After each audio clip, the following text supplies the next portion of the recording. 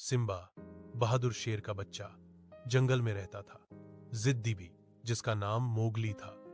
उसे जानवर बहुत पसंद थे और जंगल उसका घर था। एक दिन मोगली नदी के किनारे खेल रहा था कि अचानक उसका पांव फिसला और वह पानी में गिर गया। लहरें तेज थीं और मोगली को तैरना नहीं आता था। उसी समय करीब से गुजरता हुआ सिम्बा उसकी आवाज सुनकर दौड़ता हुआ आया। वह छलांग लगाकर पानी में कूद गया और अपनी पूरी ताकत से मोगली को किनारे तक ले आया। मोगली ने शुक्रगुजारी के साथ कहा, तुमने मेरी जान बचाई, अब हम दोस्त हैं। उस दिन के बाद दोनों सारा दिन साथ रहते थे।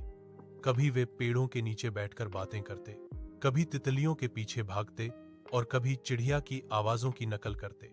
सिम्बा ने मोगली को बहादुरी सिखाई और मोगली ने सिम्बा को प्यार और दोस्ती का महत्व बताया। एक दिन जंगल में तूफान आ गया, पेड़ गिरने लगे और जानवर घबरा गए।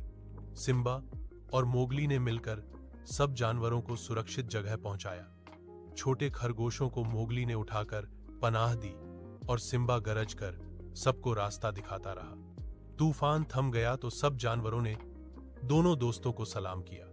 सबक: सच्ची दोस्ती रंग, नस्ल या शक्ल नहीं देखती। जो दूसरों की मदद करे वही असल बहादुर होता है।